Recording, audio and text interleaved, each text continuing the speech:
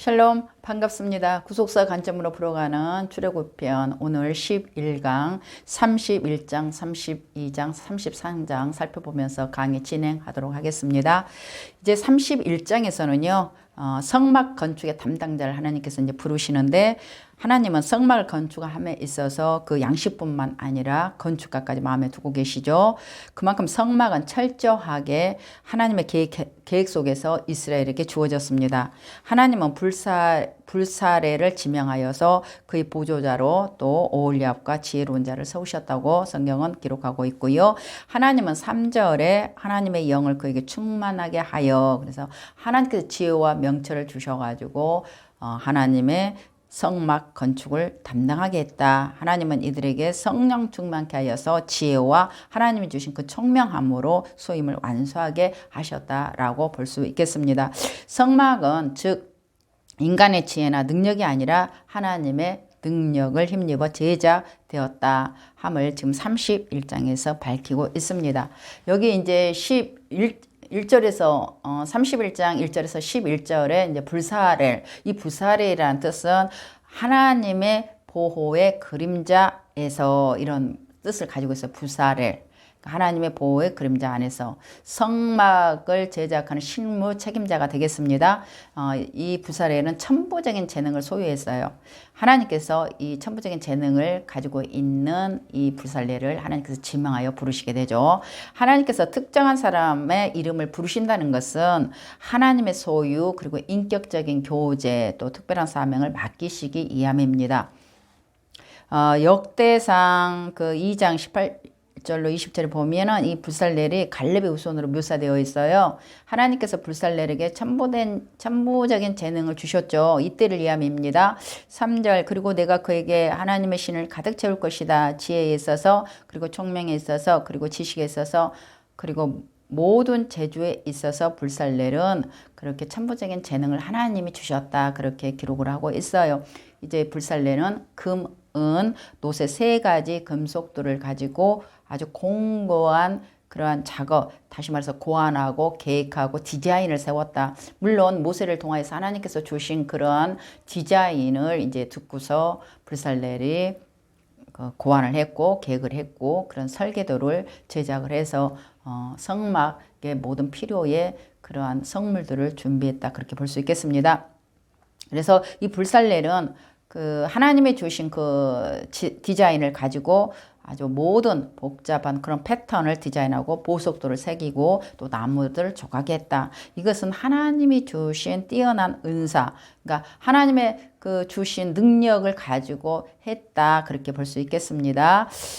그리고 이제 보조자로 불살렐의 보조자로 오홀리압을 하나님께서 또 세우시죠. 오홀리압의 뜻은 아버지는 나의 장막이다. 그런 뜻을 가지고 있다고 그래요. 불살렐과 함께 성막 건축과 가구 제작자로 부름을 받죠. 그래서 그 오홀리압은 조각 또 수 직조에 능하다고 합니다. 불살렐을 도운 조력자 그리고 오홀리압 그의 제자들은 실제적인 제작을 담당한 자로서 하나님께서는요. 이렇게 하나님의 사명, 사역을 맡기실 때에 그냥 맡기시는 게 아니고요. 조력자, 돕는 자, 그리고 동역자를 붙여주심을 우리가 믿는다면 또 여러분들에게 하나님의 사명과 사명을 감당해 갈 때에 조력자, 돕는 자가 없다면 구하세요. 그러면 여러분과 힘을 모으고 연합을 해가지고 하나님의 거룩한 의와 하나님의 나라와 하나님의 영광을 이루어갈 수 있도록 돕는 자를 부실 줄 믿습니다. 그리고 이제 12절로 17절, 31장 12절로 17절은 나의 안식일을 지키라 이런 말씀이 나오고 계세요. 그래서 총체적인 안식일을 지칭하는 것이 아니고요. 매주마다 반복되는 안식일에 대한 준수는 하나님과 오고 오는 모든 이스라엘 백성 사이에 영원한 언약의 표징이 되겠습니다. 하나님께서 이스라엘 출애굽시키시고 또 백성을 삼으시고 또 성막 건립과 관련해 절정에 이르죠. 하나님께서는 이스라엘 하나님 나라의 공동체를 세우시고요. 이것은 하나님의 천지창조와 밀접한 관련이 있음을 강조하고 있는 대목이 되겠습니다. 나는 너희를 거룩하게 하는 여호와인 줄 너희로 알게 함이라. 13절, 즉 안식일이란 하나님을 누구시고 그리고 그의 의도가 무엇인지를 그의 백성들로 알게 하려는 데 있다. 안식일을 준수가. 이스라엘이 정기적으로 안식일을 준수하는 것이 자신들의 유익을 위한 것으로 하나님은 어떤 분이시고 분명하게 이해하는 데 유익을 준다. 그런 말씀도 되겠습니다. 안식일 준수를 실패할 경우요. 그 백성 중에서 그 생명 끝쳐지리라. 죽음을 의미하죠. 그래서 안식일 준수가 생명과 직결되는 장면이죠. 안식일 준수를 하지 않는다는 것은 하나님을 아는 일에 관심을 두지 않는 것과 직결되고 있습니다. 성막 건립과 관련해 안식일 준수는 맨 마지막에 둔 것은 특별한 의미가 있다는 것이죠. 성막의 건립은 창조된 세계 소우주를 나타낸 것이고요. 지상의 혼돈 가운데 하늘의 질서를 표명한 것이 성막 제도예요. 성막이에요. 성막은 거룩한 장소입니다. 안식일은 거룩한 시간을 드러내는 거예요. 그래서 성막은 거룩한 장소에서 거룩한 백성들이 거룩한 시간을 하나님 앞에 드리는 거예요. 이 두 가지를 통해서 하나님은 진정한 의미의 하늘의 공간과 시간을 재창조하신 것입니다. 성막은 경배의 장소로서 여호와 하나님을 경배하는 경배의 장소로서 하나님을 찬양하고 그분만을 인정하는 거예요. 하늘과 땅에 만나는 장소가 되겠습니다. 뭐가요? 성막이요. 그곳에서 거룩한 시간, 안식일을 통하여서 하나님을 만나고 하나님을 경외하고 그리고 거룩한 하나님을 뵙는 것이죠.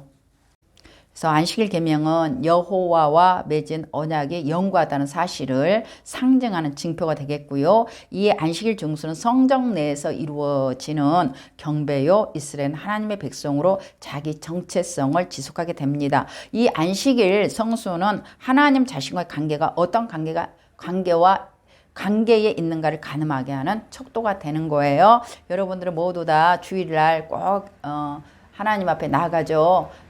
예배를 드리죠. 예수 그리스도 안에서 우리가 하나님을 만나는 거죠.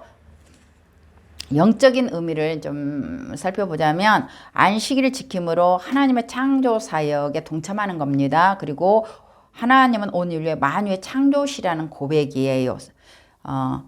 단지 그의 피조물이라는 사실을 행동으로 고백하는 것이 아니라 이제 우리가 하나님 앞에 나아가서 하나님은 우리의 만유의 창조시라는 신앙 고백이 되겠고요. 그리고 안식일 준수는 출애굽의 영광과 약속의 땅에서 자유를 허락하신 하나님의 주권을 인정하는 표가 되겠습니다. 그리고 세 번째는 엿새 동안 수고한 그들에게 육체적인 휴식을 하나님께서 제공을 하시고요. 장차 임할 새 하늘과 새 땅에서 평안과 휴식을 또 사모할 수 있는 그런 미래적인 이 땅에서의 우리가 안식을 누리고 평화를 누리면서 영원한 새하늘 새 땅에서의 영원한 안식 평화를 누리는 것의 예시라는 것을 말해주고 있습니다. 32장 살펴봅니다. 이제 32장은요 이스라엘의 범죄와 언약갱신이에요. 32장은 모세가 산에서 내려옴이 더딤을 보고 백성들이 모여가지고 아론에게 아주 강력하게 요구를 하죠. 신을 만들어라. 송아지 형상의 우상을 만들어라. 그 내용이 주된 내용이 되겠습니다. 시내산에서는 하나님이 모세에게 이제 그리스도의 모형인 그 성막을 만들려는 엄청난 은혜의 말씀이 주어지는데 산 아래에서는 기도하고 찬양하고 또 그렇게 경건한 모습으로 하나님의 그 모세를 만나는 그 시간 동안 밑에서 기도하고 그래야 되는데 오히려 금송아지 우상을 만들고 있는 거예요. 이건 배교죠. 이 사건을 기록하게 하시면 본보기가 되고 또 깨우치기 위하여 기록합니다. 이게 이제 고린도전서서 10장에서 말을 해주고 있어요. 이들은 만들어진 금송아지를 향하여서 애굽 땅에서 인도하여 낸 신이라고 그렇게 부르면서 이 우상에게 절하고 춤추고 경애를 한다고 그렇게 나름 하고 있죠. 시내산에서 24장에 시내산에서 이스라엘 백성은 하나님과 언약을 맺었습니다. 충성하겠다고. 말씀대로 하겠다고. 하나님의 말씀대로 그렇게 살겠노라고 충성 맹약을 했죠. 피의 언약식을 맺지 않았습니까? 그런데 이제 7절로 14절에 보니까 하나님은 우상에게 영광을 빼앗기지 아니하시는 하나님이십니다. 하나님은 우상 숭배 진노로 이스라엘 백성들을 진멸하고자 하시죠.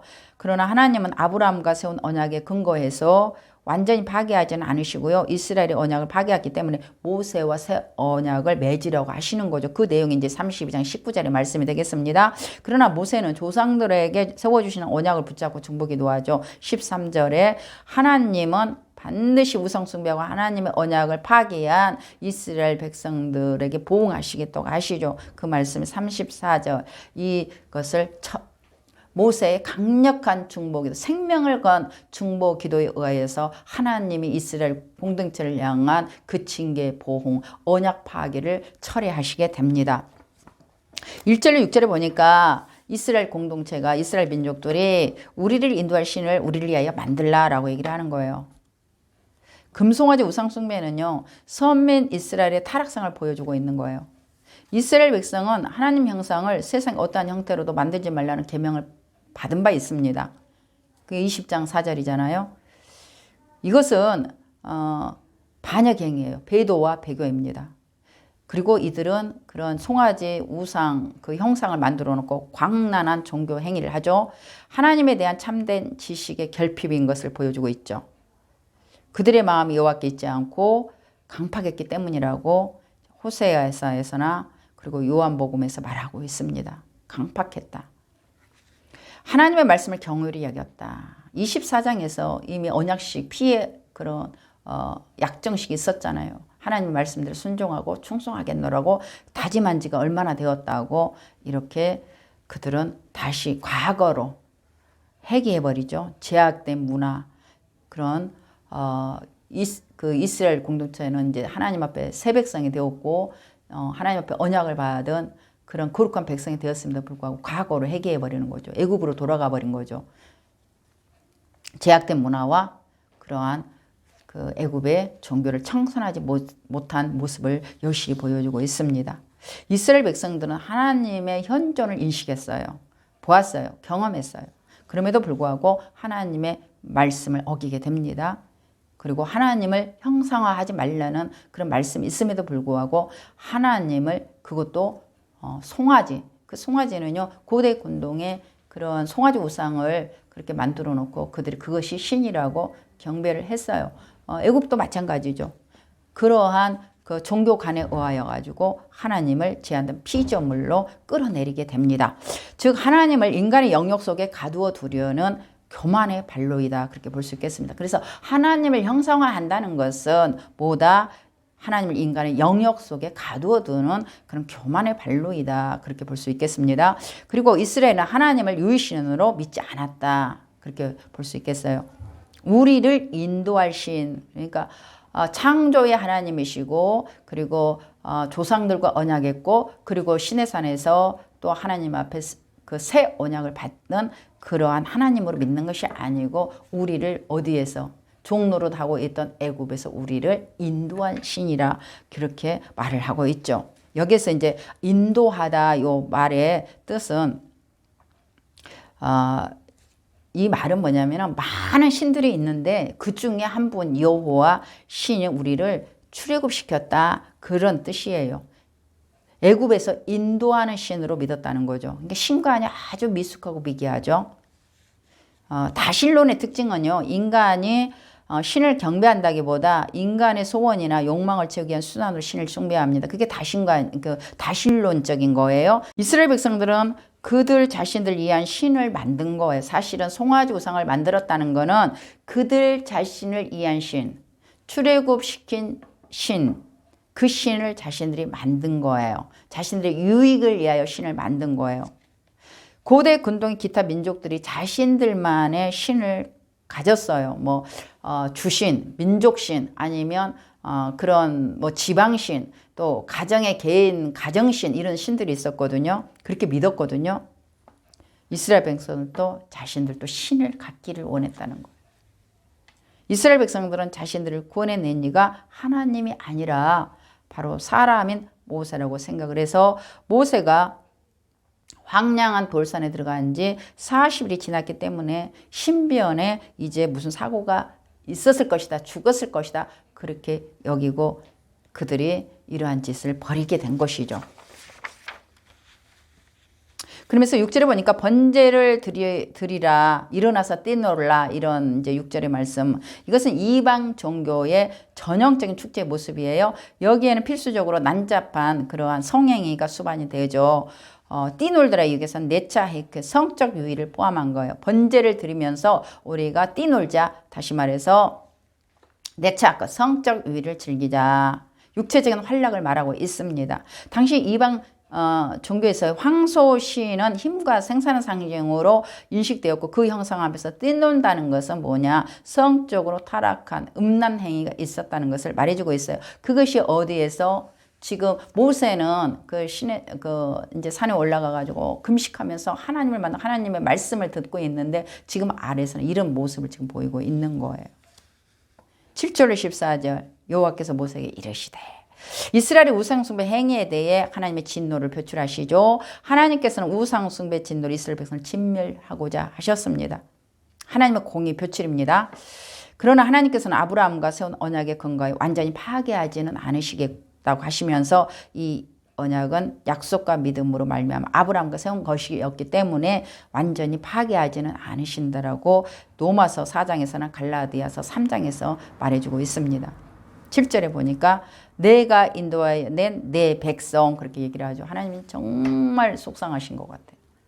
왜냐하면 이 표현은요, 지금 민족들이, 이스라엘 백성들이 여호와 하나님께서 이스라엘 백성들을 출애굽시킨 하나님으로 믿는 것이 아니라 모세 그 지도자의 능력, 리더십으로 그렇게 출애굽시킨 걸로 이스라엘 백성은 그렇게 여겼다는 거예요. 그러한 이스라엘 백성들의 그런 표현을 가지고 내가 인도하여 너의 백성, 사실은 하나님께서 너는 내 소유고 내 백성이고 내 거룩한 군대라고 말씀을 하셨거든요. 그런데 이스라엘 백성들은 그렇게 여기지 않았다는 거죠. 지금까지는 하나님께서 이스라엘 가리켜 내 백성이라고 했어요. My people이라고 했거든요. 그러나 여기에서는 내 백성, 암메아, your people, 너의 백성이라는 거예요.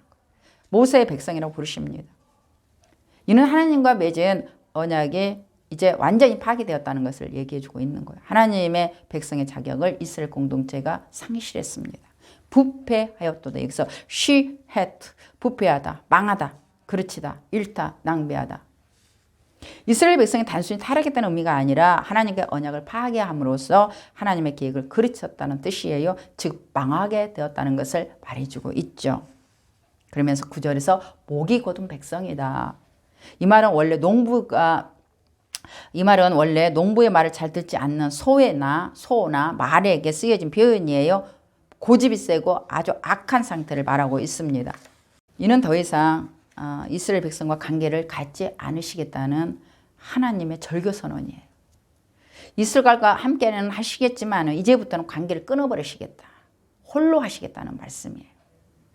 그러면서 이 약속은 이제 처음에 아브라함에게 하신 것이지만은 이스라엘이 언약을 깨뜨렸기 때문에, 시내산 언약을 깨뜨렸기 때문에 하나님께서는 이를 철회하고 대신 모세와 새 언약을 맺으시겠다고 말씀하고 계십니다.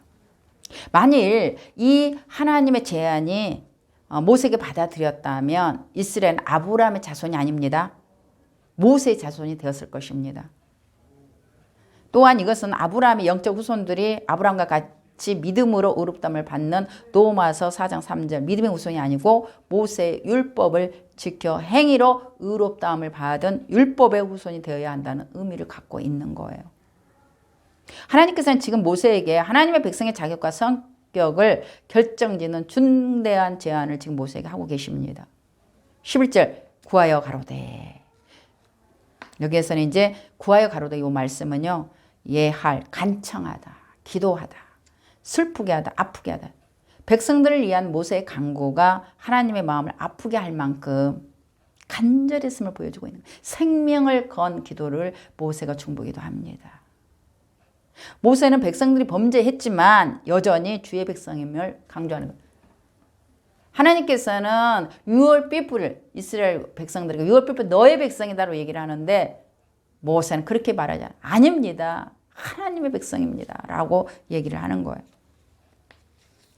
아브라함과 이삭과 이스라엘을 기억하소서 3절에서 모세가 언약을 내세워가지고 누구? 바로 아브라, 이삭, 그리고 이스라엘을 기억하소서. 야곱을 기억하소서. 하나님께서 이스라엘의 3대 족장과 맺은 과거의 그 언약을 맺은 것을 하나님 기억하십시오.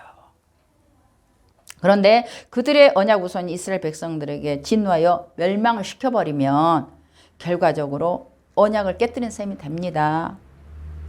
그래서 모세가 중보기도하는 거는 무슨 뭐 감정 토로를 한 게 아니에요. 바로 하나님이 이 이스라엘의 3대 족장에게 언약을 맺었던 그 언약을 상기시키면서 중보기도하고 있는 거기에 근거를 둬서 여러분의 기도할 때에 하나님께서 성경 말씀 언약한 것을 근거로 해서 기도를 하시면 큰 유익이 될 줄 믿습니다. 그래서 저와 여러분은 이제 신약시대에 저와 여러분은 예수께서 세우신 언약에 근거해 가지고 담대히 하나님께 나아가 기도할 수 있습니다. 신명기에서 보면 모세는요 40일 동안이나 밤낮으로 엎드려서 하나님께 간구한 것으로 나타나고 있어요. 신명기 9장에서요.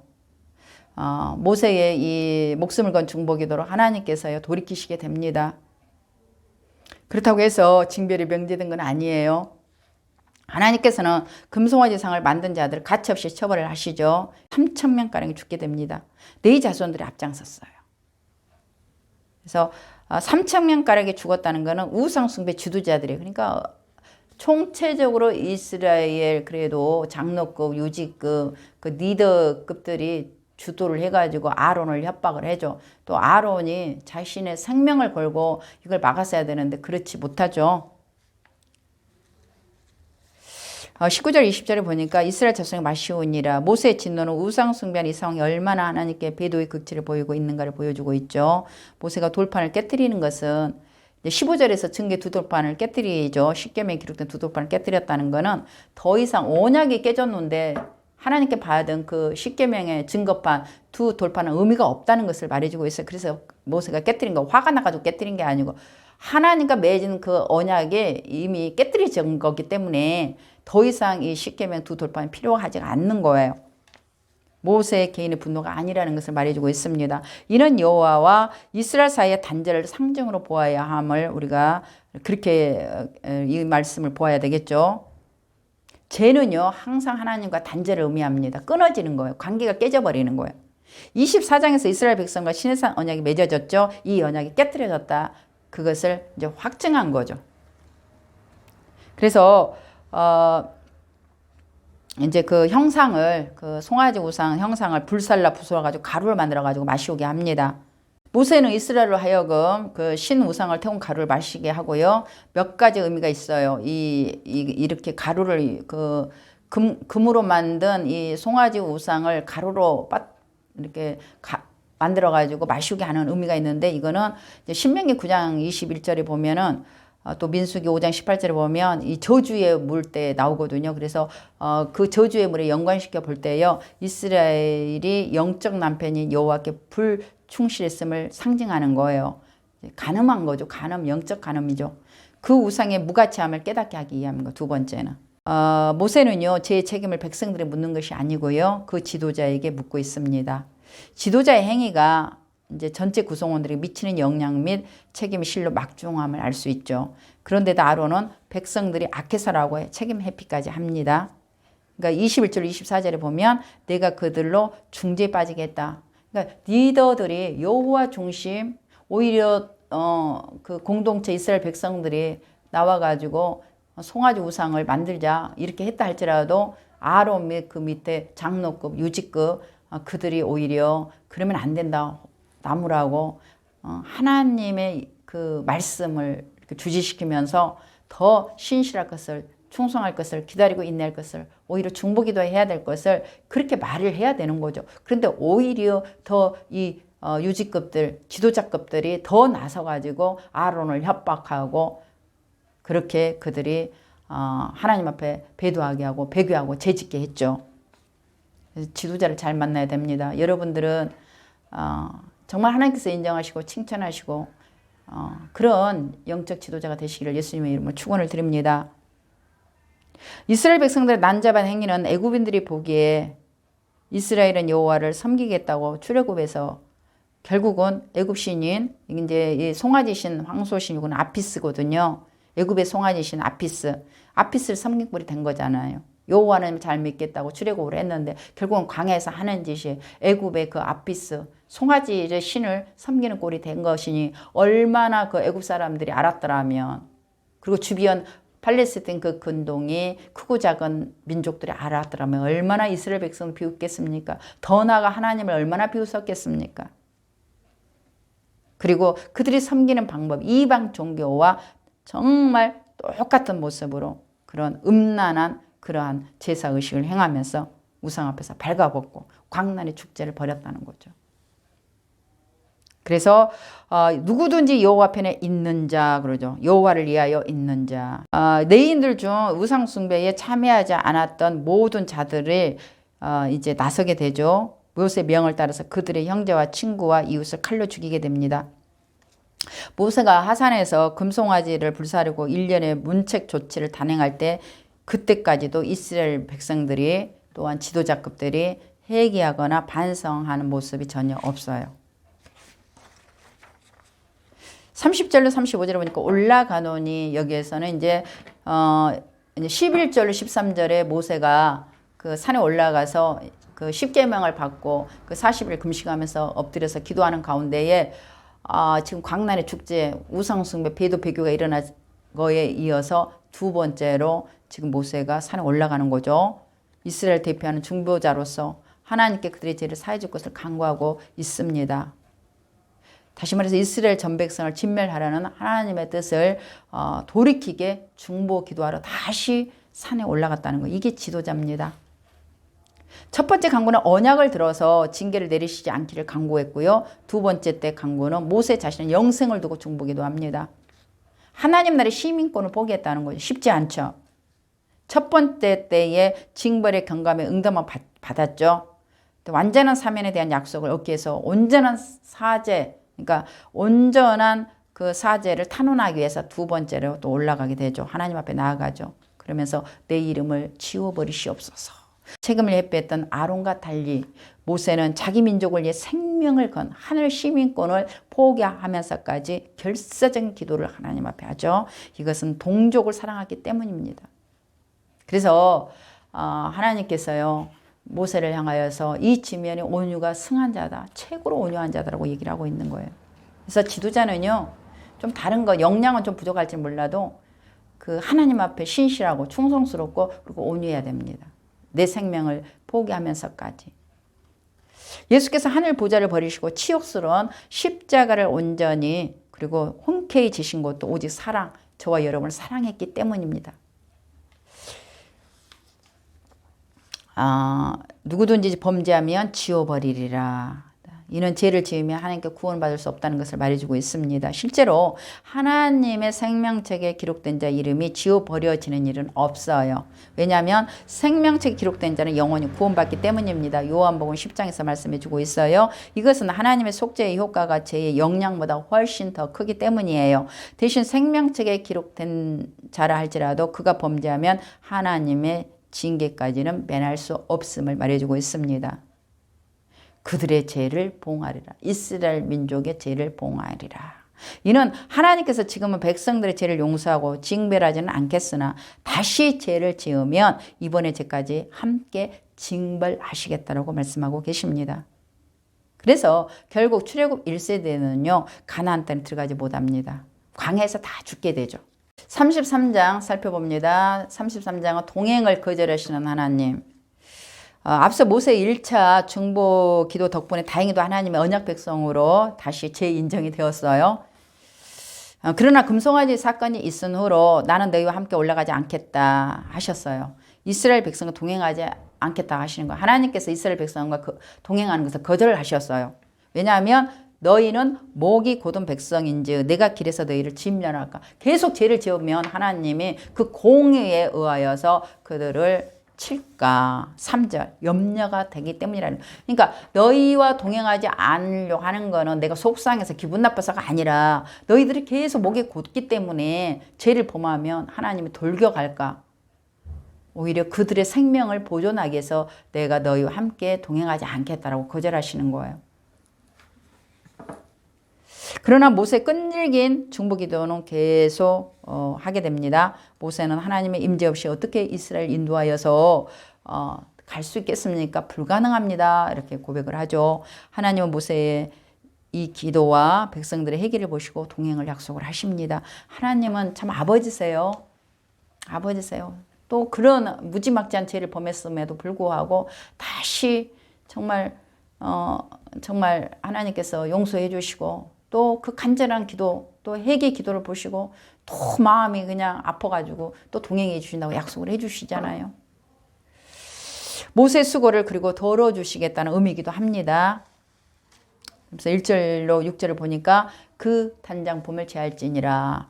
이스라엘을 시내산에서 보내시는 하나님, 금송아지 사건으로 가벼운 짐을 많이 주어진 것처럼 사실은 보이지만요. 본문은 그 제약의 결과가 어떤 것인지 알게 해주죠. 배도의 대표적인 사람들 3,000명이 죽게 되고 죽게 되었죠. 그런데 그 대표적인 그 주도자들 3,000명이 죽는 것은 마무리가 되어질 성격의 그런 죄가 아닌 거예요. 내가 애굽 땅에서 인도하여 난 내 백성. 하나님께서 이스라엘을 모세의 백성으로 표현. 아직도 너의 백성이라는 거예요. 모세의 백성이라는 거예요. 즉 아직도 하나님과 이스라엘 관계가 정상적으로 회복되지 못했음을 시사하고 있어요. 하나님께서는 더 이상 이스라엘과 함께 하시지 않으리라는 것. 이스라엘이 기대할 수 있는 분은 인도자 하나님의 사자뿐임을 말해주고 있어요. 하나님 동행하시지 않겠다. 그러나 내가 하나님의 사자는 이렇게 붙여주겠다. 그 얘기를 하는 거예요. 이미 범죄한 이스라엘 가운데 여호와께서 임재하시는 것은 너무도 위험스러워요. 비록 이스라엘의 죄로 인하여 하나님과 관계가 손상은 되었지만 하나님께서는 한 번 약속하신 것을 지키시는 분이신 신실하신 하나님을 여기에서 또 보여주고 계십니다. 여태껏 특권과 복이 되었던 하나님의 임재는 이제 이스라엘의 위험 요소가 되는 거예요. 하나님 함께 할 수가 없는 거예요. 그러므로 하나님의 부재 선언은 이스라엘 죄에 대한 형벌인 동시에 일종의 하나님의 자비의 표현이에요. 자비로운 그 하나님의 배려예요. 그래서 그들은 이제 단장품을 몸에서 제거하고요. 자신들의 애통함을 표현을 합니다. 이스라엘 백성들이 슬퍼해요. 이제.